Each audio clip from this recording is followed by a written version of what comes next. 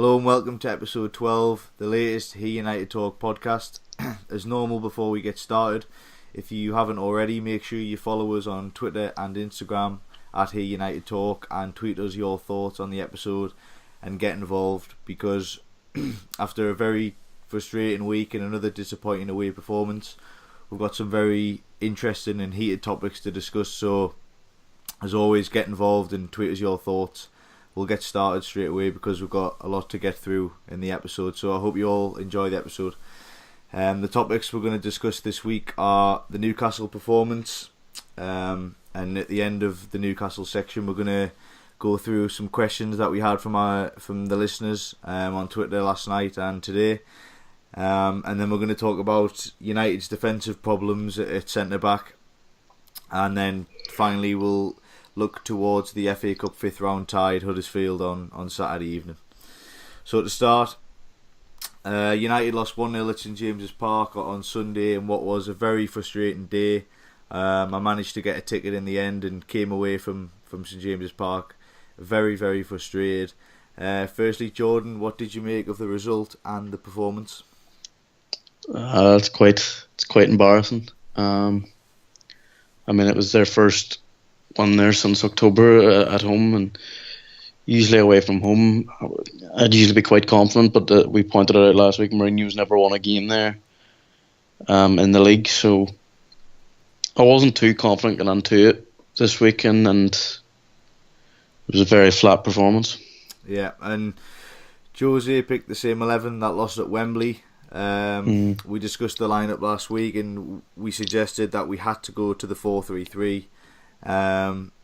Obviously the lineup came out for 4-2-3-1 as we did think he would play, being stubborn, and when I seen the lineup I thought he's either trying to make a point or he's going to give them players a second chance because he simply has faith in those players, but they certainly let us down yesterday, didn't they? Yeah, I hope it was the final chance for some of them. Antonio Valencia has gone backwards a little bit. Phil Jones has been our best defender all season, but has seemed to struggle whenever those other two are playing with him. Those other two being Small and Ashley Young. Ashley Young was doing so well up until recently, and he's become a bit reckless, a bit of a liability. And then, Chris Small's always been that, so I think things do have to change at the back. Eric Bailly's missed. It was the same back four that lost to Spurs, as you say, and it was the same back four that started against Huddersfield in October. Yeah. Obviously Jones went off early that day, but it was the same back four that started that game, and it doesn't give you confidence whenever you look at that. That back five was still there when Sir Alex was leaving the club. So it's worrying whenever we're going into games and Ashley Young's playing at left back and Chris Smalling is still there. Yeah, we'll get on to the defence a bit later. I'm keen to move away from the defence for this part, but regardless of what anyone says about the performance, we did have chances to win the game. It's as simple as that. When you think back, you had Martial's 1-on-1, Sanchez went round the keeper, he had another chance when he went on that mazy run. We had 2 or 3 chances cleared off the line, so we had plenty of chances to win the game. And in my opinion, we're just not ruthless enough, and it's been the same for a few years now. You think back to last season, we had those games specifically against Burnley when we had about 30 shots and didn't score. Yep. It's been the same problem. And for me, the difference between us and Manchester City is you think that, Aguero needs a glimpse or half a chance to score, and we need 5 or 6 chances or even more to put a chance away. So we've got to become more ruthless, definitely in the latter part of this season if we're going to lift a trophy and we're going to finish in that second place, and certainly next season if we want to challenge City for that title. Would you agree with that? Yeah, I don't know how we're going to improve it though. It seems to be every game that we're wasting so many chances. When was the last time we saw United had a team for 6 or 7 goals? Yeah. It was something that we were not used to. We'd seldom do it. But it would be done, and it's just it's worrying because it was a big issue last year, and we've improved on it this year, but it's the issue's still there, and I don't really know how to fix it. Lukaku's come in and he was brilliant yesterday. He's scored enough goals, maybe not as many as he should have, but I don't know. Alexis Sanchez has proved to be a brilliant signing. He was class again yesterday. Obviously, he missed that absolute sitter. I don't know what he was doing, but he's showed a difference, and I think he will bring more to that attack whenever they eventually settle in together. But Mourinho's not going to sign attacking players. He obviously has faith in those guys, and hopefully things can improve when they get a bit of momentum going again. Yeah, and I mean the goal that cost us yesterday, Newcastle's goal, ultimately came from a defensive error, which we will get onto a bit later. But as I said, I am keen to discuss the midfield and the attacking areas of the pitch because, like I said, regardless of the performance, we still had enough chances to win that game. And as we've discussed many times before on this podcast, it seems pretty much every week about the formation. It's a question that a few listeners have sent in for this episode. Why do you think Jose is so stubborn with the clearly flawed 4-2-3-1 formation? I think yesterday I don't think we should be playing that like a 4-3-3 against teams like Newcastle, but it just doesn't work because Pogba's not the best defensively, and you're playing with usually we play with the four men in attack, and even when we were playing with the five at the back, we had the four men and Pogba was joining in, and we were flourishing with that, like in the games against Watford and Arsenal. So he hasn't been able to do that as much in this formation. I think he might have persisted with it because he didn't have the options yesterday for a three-man midfield. Yeah. Because Herrera's injured. I feel like McTominay's not completely ready yet to be a regular starter. I think he's quality. Maybe that's what Mourinho thinks. So I don't know, but I mean something has to be done.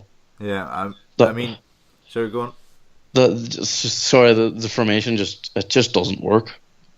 Yeah, I mean at home, as we've discussed before, you don't mind it. It's attacking. There's four attacking players. There's two midfielders, but like you say, it's just not working. It's got to change. We lack intensity. We lack structure. We lack a pattern of play. You look at the team, you look at the performance, and you don't really see a game plan, so to speak. You can't see the pattern or what we're trying to do. And it's just not working. Seems to be very repetitive. Yeah. So I mean, another question from a listener on the back of the last question: should United revert to the 4-3-3 with Pogba more advanced? And why can't a player of his quality influence a game in the midfield too? You see, the midfield too, he's not there to attack, because we seem to just attack with four players, maybe five if Valencia comes forward or Ashley Young. Pogba doesn't seem to get forward as much when he's playing in that formation. He doesn't have that freedom because obviously he'd leave Matic isolated on his own in the midfield. So I think that's what the problem is there. I think the three-man has to work. Ander Herrera hasn't been as good this season as he was last year, but lately we've been crying out for him. He's done a job when he's played this season. He's actually been playing quite well in the last couple of months, and I thought yesterday he would have done an unbelievable job on Shelvey, particularly because Shelvey was running the show for Newcastle. Mm-hmm. And I mean Herrera would have been perfect in that midfield. Pogba looked like he wasn't fully fit yesterday as well, so it just seemed to be a disaster before the game even began. Yeah, and I think it could be a good point. We don't have lots of midfield options. We have Pogba, we have Matic, we've got McTominay, Herrera, Fellaini's been injured for most of the season, Carrick's been injured for most of the season, so yeah. You would argue that we don't have the options and the balance to play a 4-3-3 because apart from Pogba, not one of them players is really an attacking centre midfielder. No. The majority of them are quite defensive. But for me, the formation has balance. I think it would suit us more. And we've played this formation before, and it's succeeded. For God's sake, we played it in the Europa League final. Jose, Yeah, exactly. We had a 4-3-3. We had Fellaini, Herrera, and Pogba, and it worked that night. And the point about Pogba being ineffective in a 2 is interesting, but he knows he can't stay forward, like you said, and it is a real worry for me, because at the end of the day, Paul Pogba is our best player.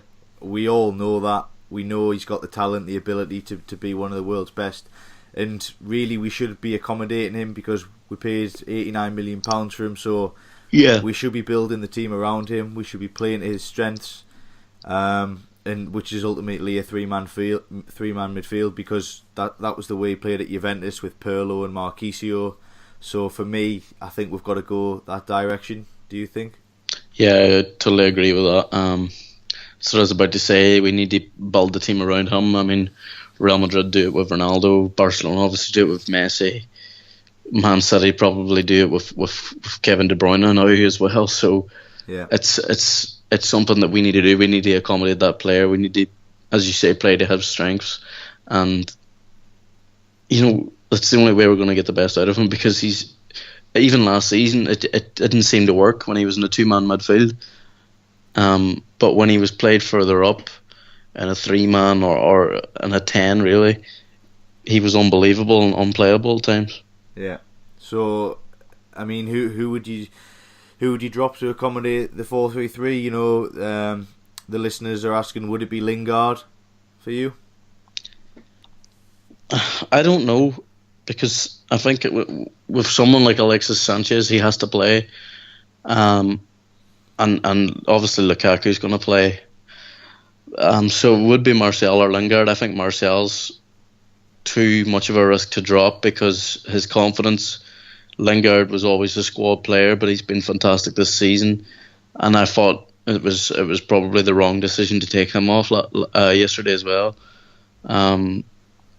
So that's a tough one. I honestly wouldn't know who to drop. Yeah, for me, I wouldn't necessarily point the finger at Lingard or either of the attacking players, because one of the front four has to come out each week if you play the 4-3-3. Whether that's a Lingard, whether that's Martial, whether that's Sanchez or Rashford or Mata or Lukaku, only one of them has to come out, and that can change each week. We've got a squad, we rotate it. They can all play on the left. The majority of them can play on the right. So for me, it wouldn't specifically just drop Lingard. It would be on form. It would be on tactics, the opposition, where we're playing, home, away. So I think a lot rests on that. There's a lot of conditions that would change the personnel in the front three for me. And another question from the listeners: why does Jose keep playing Martial on the right wing? Yeah, I don't understand that at all. I mean, you can see how dangerous he is when he's on the left. It's his best side, whether he cuts inside or stays on to the left, but he can just switch over to the right at any time. I mean, Jesse Lingard and Alexis Sanchez are known for being right wingers or central players. Obviously, Sanchez is known for the left wing too, but the best stages of his career, like with Barcelona and with Udinese, came as a right winger. So it just doesn't make sense why Martial's been shipped out to the right. I doubt it's going to be good for his confidence either. Yeah, I mean, it's a tough one. I think I'm not sure on this one at all, to be honest. I mean, we've seen already in parts of the season that he is very, I would say, ineffective on the right wing. It's not a criticism against his ability. It's just it doesn't play to his strengths. I mean, to be honest, I thought he had quite a good first half yesterday. He missed that one-on-one, but he did look a threat. But I think in the second half, that went. His strength is running at players from the left wing. Yeah. And cutting in, as you said, and he was playing very well during January in that position. He got 3 goals. He was our player of the month.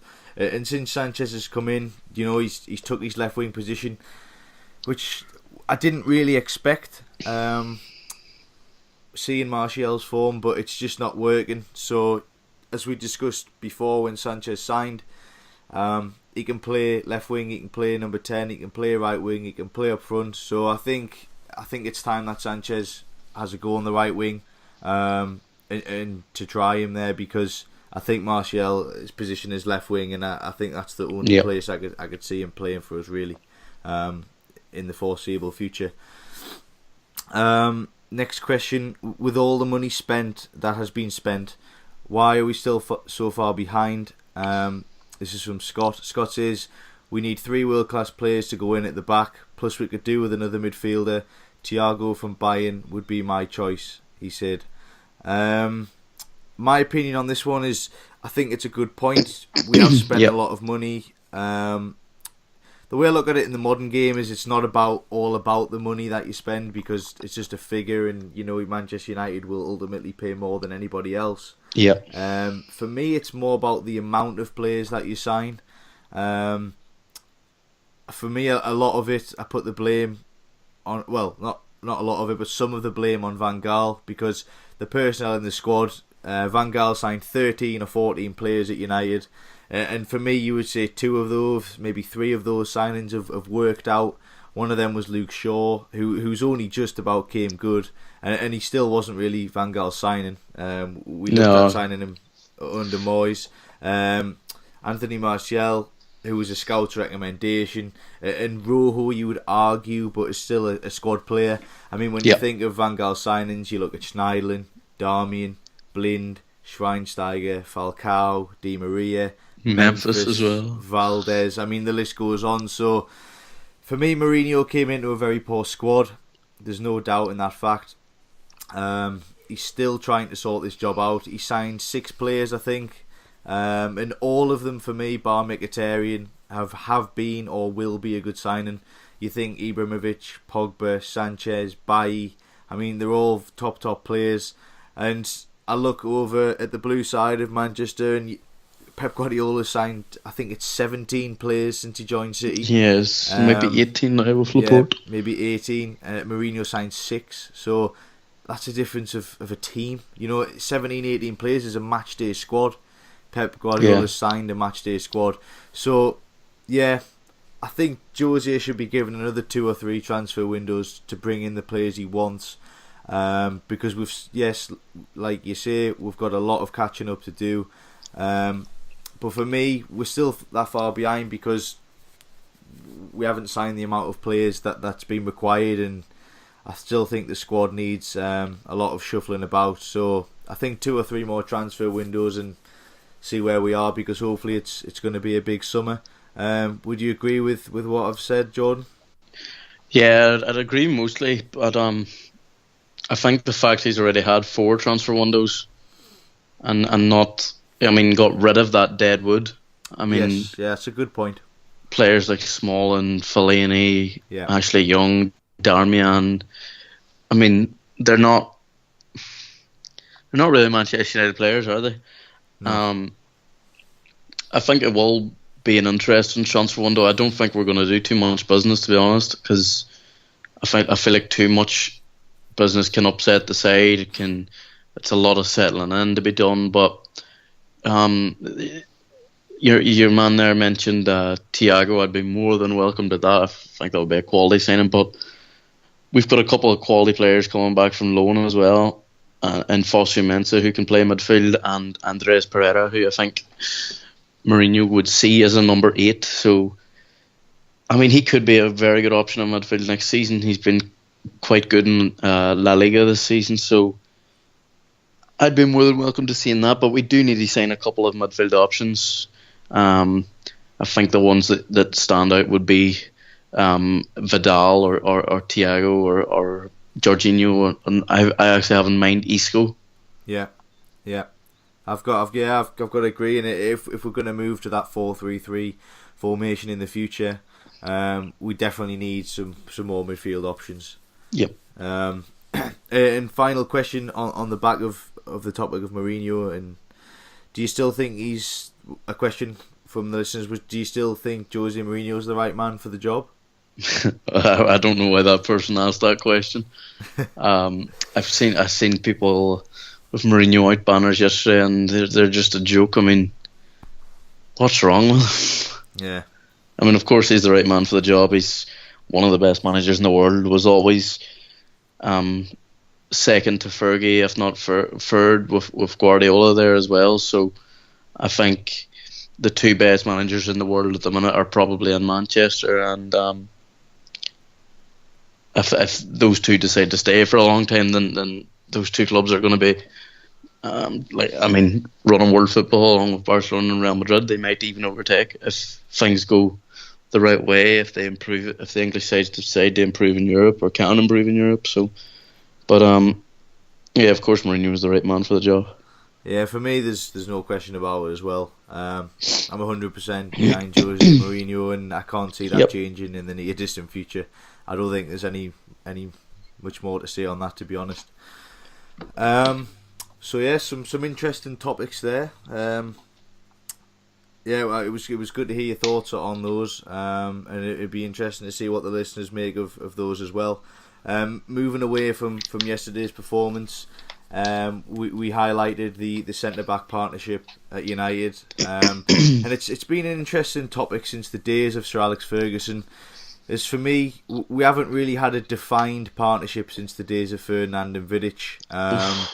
When you think of those players that have played at centre back for United since then, you know, Evans, Smalling, Jones, Blind, Bailly, Lindelof. There's been a lot of centre halves come in, and as we still don't have a so-called strong back two, like Ferdinand and Vidic, you know, a defined strongest two. What's your thoughts on that? It's just whenever you mention Ferdinand and Vidic there, just it's so upsetting, the fact that those two are just like distant memory now. It's just a disaster. I mean, can you imagine a back two of Bailly and Vidic? I know. That would be insane. But I mean, Eric Bailly's there. He should, when he's fit. Yeah. He's going to be untouchable. I think our best two options at centre back at the minute when fit is probably Lindelof and Rojo, or Jones and Rojo. But I'd love to see Mourinho actually play Lindelof more. Yeah. I mean, he had a tough start, tough settling in period, but he seemed to improve. He had a couple of brilliant games. I think he was man of the match against Brighton, I think it was. So you bought him for 30 million. Play him. He's playing with two clowns. I mean, Phil Jones has been brilliant this season, but he's still. I mean, we're used to a clown of a man playing there, like always getting injured. It feels like he's going to get injured any minute. You don't know when it's going to happen, but you feel like it will happen. And then Chris Smalling, I mean, why is he still there? You mentioned Johnny Evans, the fact that he's away. Johnny Evans probably should be in Man United defence every week. Yeah. And could well have been club captain. Yeah, and like you mentioned, I think a lot of the issues that we have in defence or centre back is because most of the time our best two defenders or best two informed defenders are never fit enough at the same time. You know, we had spells last year when Rojo and Bailly had a good spell together. We had spells this season when Bailly and Jones played together. But there's always seems to be one of them injured. I know it's normal in the Premier League, but we just never seem to have that luck where we can have a good run of games with the same two pairing. You know, we're swapping and changing. So in Europe, he was playing Lindelof. In the league, he's playing Smalling and Jones. There's then an injury. I mean, there's just no consistency there, is there? No, I mean, back when we were growing up, it was always Van der Sar, Gary Neville, Ferdinand. Like from the early days, Sylvester and Heinze. Yeah. And then you came into the Van der Sar, Brown, Ferdinand, Vidic, Evra. Yeah. And it stayed like that for a good few years. And then Raphael came through, and there was always just seemed to be the one change every year. Yeah. And now it seems to be the one or two changes every game. Yeah.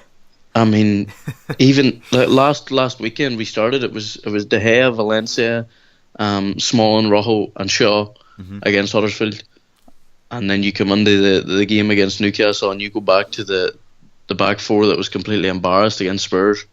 Yeah, I mean, it doesn't make sense. Yeah, I mean, you think of successful sides as well. You think back to when Leicester won the Premier League. I think they hardly changed their starting 11. It was always the same team. It was similar at Chelsea last season, and we've got the options up front that you can swap and change. But I think defensively, it's important to keep a core, to keep a consistent lineup, like you're saying. It's one or two changes every week. Yeah, it does. I just don't get it. I mean, Luke Shaw's been playing fantastically, and Ashley Young's had a couple of terrible games. Why is he still in there? Chris Smalling, 2 horrible games in the last 2 weeks. He's still starting. It baffles me, some of the decisions Mourinho makes, but he obviously trusts these players. But I mean, it's not going to change my mind on him. I obviously want him as manager, but some of these decisions actually have to change. Yeah, and again, it's a defensive error that cost us the goal yesterday. Oh my God! Unbelievably, our defensive record is actually the best in the Premier League this season. So it's important that we don't overreact to this, because it may sound like we're in a defensive crisis. In a matter of fact, we've actually got the best defensive record in the Premier League. So there's not a catastrophe at the back, but it was similar last season, and you wouldn't call it a serious issue. But the goals we concede always seem to be from stupid errors and silly mistakes. I mean, you think back to the Tottenham game, 11 seconds, defensive error. The Newcastle game, 2 players jump for the same ball, defensive error. And they're just stupid mistakes. Surely you agree? Even you go back to the Manchester derby in December, 2 defensive errors. I'm trying to think. Yeah, I mean, I can't. Even Burnley at Old Trafford.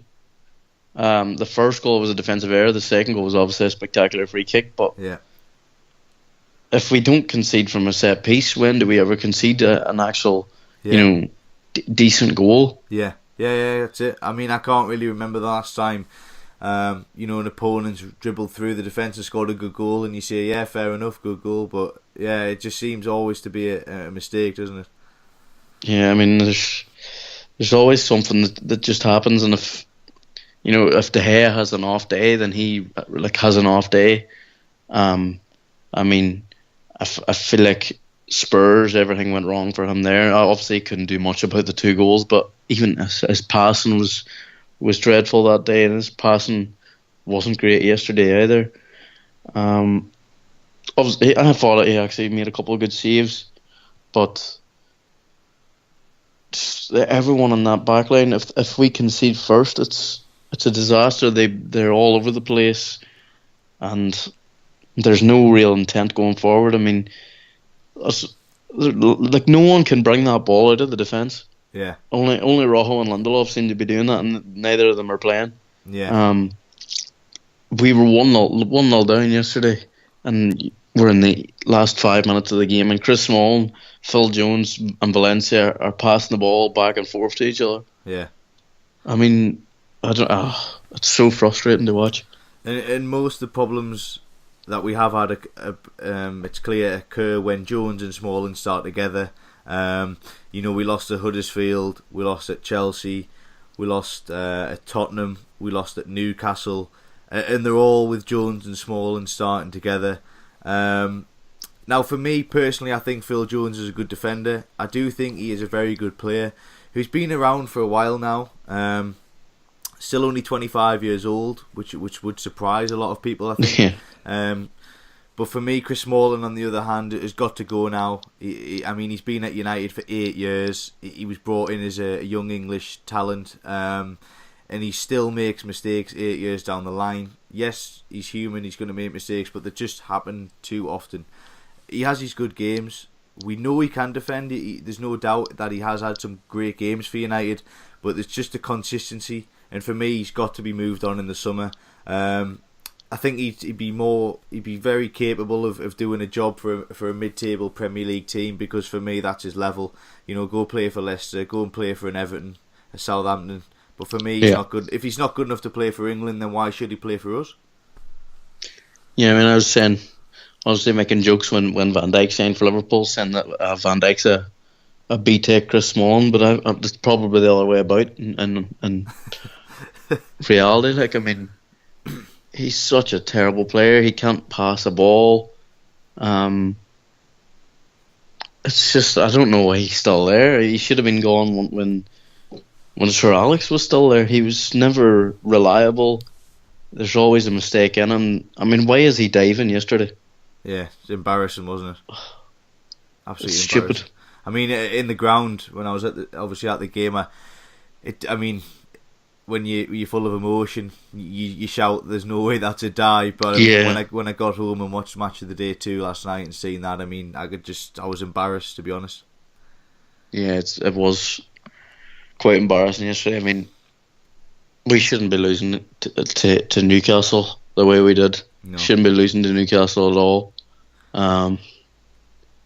It's not all on the defence, obviously, yesterday, but there's something that needs to be done about the defence, and there needs to be a bit of stability about it. Yeah. So how do we fix these defensive problems away from home then, Jordan? Because, yeah, we've still only lost 2 games at Old Trafford under Jose Mourinho, which is very impressive. Both of them, unfortunately, to City, who are the better side at this present time. At home, we do seem to defend quite well. So how do we improve this away from home? Because is it the formation, as we've discussed? Is it simply the personnel in defence? Away from home, is it their lack of composure and ability, the lack of leadership? What do you think it is? I feel like the midfield lets them down a lot. I mean, teams walk for your midfield most of the time. That's always seemed to be a problem. I mean, I've really noticed that since when I was watching United after Roy Keane left. There was nothing really there. No one with that solid approach that could, run a midfield. I know we went on to be successful after, so we did. We obviously won the Champions League and Premier League titles, but there's no one like that. The defence, though, I mean, we're playing with 2 wingers as fullbacks, and I guess it's not just problems at centre back as well. Yeah, I mean, Valencia, fair play to Valencia, he's been brilliant.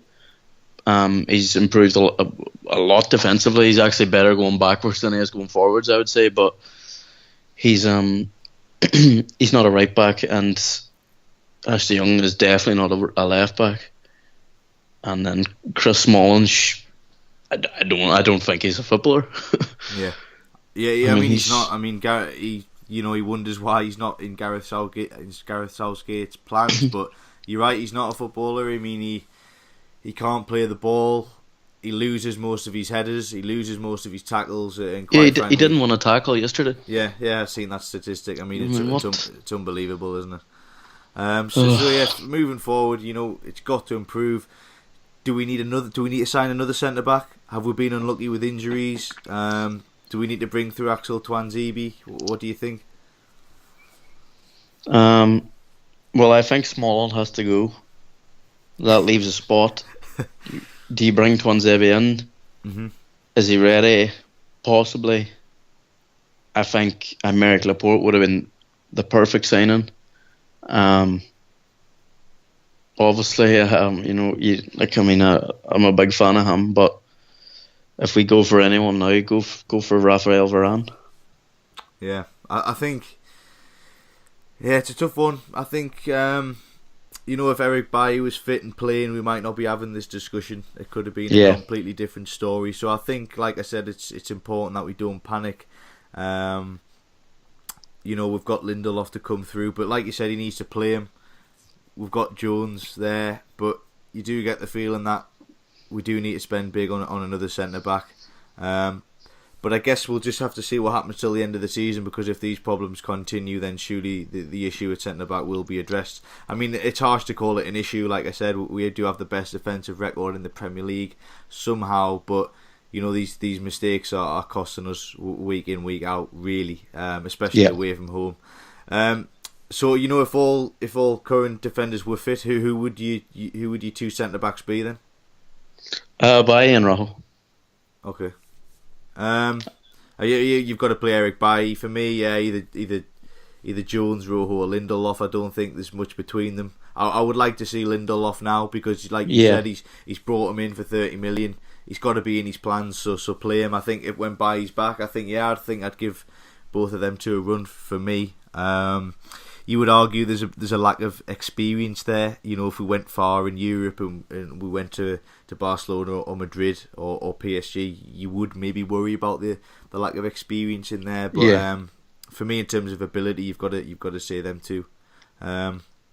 Interesting, very interesting. That's our thoughts. I mean, what's your thoughts, listeners? We would like to know, where do our problems lie? What do you think? Do we need another centre back?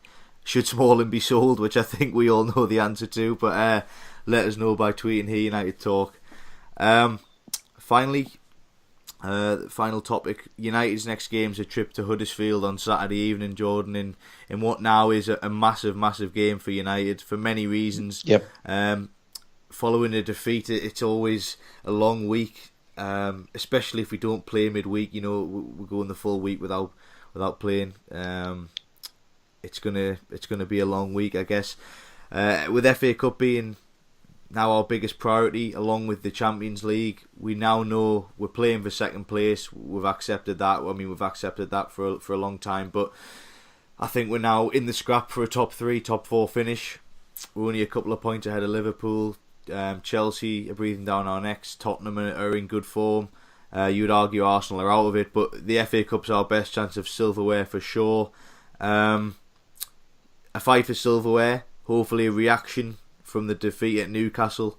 What's your thoughts and expectations ahead of Saturday? I'm expecting Huddersfield to be really dirty again. I'm expecting it to be another cup final for them. I really don't like those guys. You seen how dirty they were when Alexis Sanchez was up against them. I'm expected to see a couple of changes. Hopefully he'll go with Lindelof and Rojo at the back, and see quite a strong team. I mean, it's a must-win game, but we have to keep in mind that Sevilla's in midweek. Yeah, for sure. I mean, following a disappointing week from the Newcastle defeat, and like you said, it really is a big week coming up for United. A trip to Huddersfield in the FA Cup 5th round. We go to Sevilla on Wednesday, and then we play Chelsea on the Sunday. So what do you want to see on Saturday from United, Jordan? We want to see some fight, we want to see some passion. Ultimately, we just want to see a reaction, don't we? Yeah, I mean, I don't know how they're going to line out. I mean, we do need to see a reaction. There needs to be some sort of determination. I mean, some of those players need to take a good, hard look at themselves. I think that it's a little bit worrying getting into this game because we're so short of midfield options. And Nemanja Matic has usually been rested when it came to the FA Cup, and I'm sure he will be rested because of Sevilla. You'd think Pogba would be rested if fit. And then the only other two options you have is McTominay and Carrick, because Herrera's got a muscle problem. An attack, Marcus Rashford has a muscle problem. It's I'm not looking forward to this one. Yeah, I mean, as we've discussed before on the podcast, that every time we go behind, we do seem to struggle to get back into games. And for me, that really is a concerning issue, isn't it? Yeah, we've only won 4 times under Mourinho from coming from behind, so which is well, not what we used to from the Sir Alex days, that's for sure. Yeah, I mean, there's so much improvement to be made. There has been progress from last season. We've jumped from 6th every week in the Premier League to 2nd every week in the Premier League. So yeah, and we're on the Champions League. We're still in this FA Cup, and I think we have to go for it. Yeah, I mean, it feels like we've got to get that opening goal on Saturday or whenever we play. To be honest, yep. I think it feels like when we go ahead, I never feel that we won't win. But when we go behind, I can't see a way back. There's something not quite right there. Maybe it's the mentality of the players. I'm not quite sure. Like you said, defensively, it looks like we panic a little. But for me, again, if we go behind at Huddersfield, the pressure will be on the players. The Huddersfield crowd will be up. I mean, for me, we've got to get that opening goal, and if we can get that opening goal, then hopefully we can add a few more. And because we need a convincing win. We not only need a win to get through the next round of the cup, we need a convincing win. We need a reaction, and we need to see those players fight for that badge. That's for sure. Yep. I mean, the key thing for me ahead of this game though is we've got to see a change in the attitude, a change in the formation, and a change in the lineup. We've got to freshen it up, don't we? Yeah, big time. There's got to be a few changes. I don't really know who's going to play where. Who's going to play at right back? We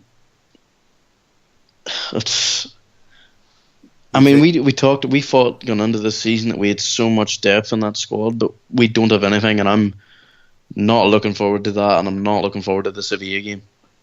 I mean, you would think maybe Young at right back, bring Luke Shaw back at left back. Yeah. You would have thought. Obviously, a change in the defence. Surely Smalling will be dropped. Buy in Lindelof and Rojo maybe might both play. You might keep Jones in there. But Smalling's got to be dropped. If Smalling's not dropped, I dare and look at my timeline on Saturday evening if Smalling's still in the starting 11. I would probably rather see Smalling start against Huddersfield, and not against Sevilla. Oh yeah, if he's dropped from Huddersfield, surely he won't start Sevilla. If Smalling starts at Sevilla, Jesus, that's a disaster waiting to happen. Yes. I think Saturday or Sunday at Newcastle's, I think could potentially be the end for Smalling. He's lost the fans just with that performance. He should be dropped from the squad for that dive, let alone his performance. Well, like I said, we've got to freshen it up. Interesting you mentioned that Pogba should be rested. For me, I think in the past few weeks he's been poor. He's been subbed off twice, which is something we're not used to seeing. For me, he's got to play because we've got to get his confidence going. We've got a big week next week, Sevilla, Chelsea. For me, he has to play on Saturday. For me, I'd play the three in midfield. I'd play him on that left side, and I'd just say go and play. Get your confidence back, get an assist, get a goal. Because we need him. If we're going to get through the tie at Sevilla, if we're going to beat Chelsea, for me, Paul Pogba's got to be at the heart of it. Similar with Sanchez, I don't think you can drop Sanchez. He's got to be at the heart of the move. Lukaku, maybe you would bring Carrick back. Give McTominay a game. Herrera possibly. What do you think? I'm not so sure on Herrera. I don't think he's going to be fit, and I don't think he'll be fit for Sevilla either. Carrick should come in. I think you could see he made a bit of a difference yesterday. I thought he played okay. A couple of really good passes. He actually had intent to go forward, but I think this could be a game for Ibrahimovic. Yeah, he's back in full training, isn't he? Yeah. So, he's he is back in training. He was back last week. He was training 2 days, so last Wednesday. I think even the style that Huddersfield have, that physicality and all, I think could really suit Ibrahimovic. Okay, with that in mind then, how would you set up the team and what would be your starting 11 to face Huddersfield on Saturday? I think Romero, Young, Lindelof, Rojo, Shaw, McTominay, Carrick, Pogba, Mata, Ibrahimovic and Sanchez. Yeah, I don't think I could frame much away from that, to be honest. I think I'd be happy with that lineup. Surely you would be happy with that lineup as well? Be happy enough. I think Ashley Young's a bit of a worry, but we'll see. I don't think Martial will play. He was quite poor in the game there in October.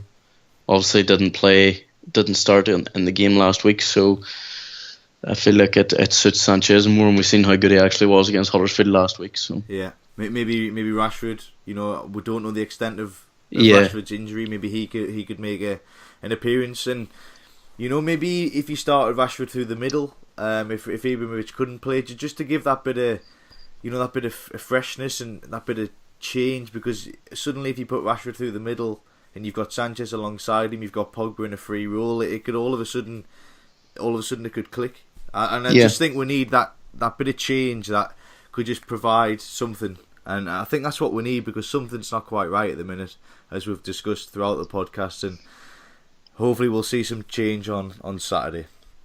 Finally, a prediction. Do you think we'll advance? I'm going to go to a replay. Right. What do you think the score then? 1-1 or 2-2. Okay. I'll go with 2-0. I think we'll see a reaction. I'm pretty confident in that, and I think we'll win comfortably. Well, maybe not comfortably, but the scoreline will be comfortable. Yeah. Okay. Good stuff. I'd like to thank everyone that's listened to episode 12 of the United Talk podcast. Please remember to follow us on Twitter and Instagram at Here United Talk, and get in touch. We've had some good interaction over the past week. We've seen a rise in our followers and our listeners, so that's great, and I hope everyone is enjoying it.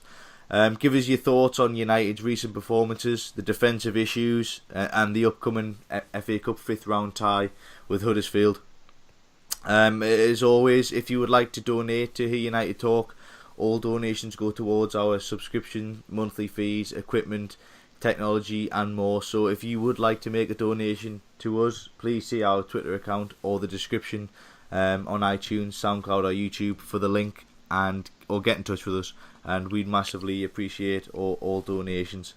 As I mentioned briefly last week, we're hoping to get to 500 Twitter followers in the near future, so please help us out, share our content, retweet, and all that type of stuff. And at 500 followers, we'll perhaps have a giveaway on, or something similar to celebrate that. We'll be back the same time next week for a special episode, I would say. I think we're going to have myself, Jordan, and the return of Kieran to Here United Talk next week. So we're going to try the three of us for the first time. We're going to give it a trial and see how that goes. Ahead of a massive week for United, as myself and Jordan have discussed tonight. Obviously the trip to Sevilla for the first leg of the Champions League last 16, and Chelsea coming to Old Trafford on Sunday. And we all look forward to that, myself and Jordan. So thanks again for listening, and we will see you next week. Goodbye.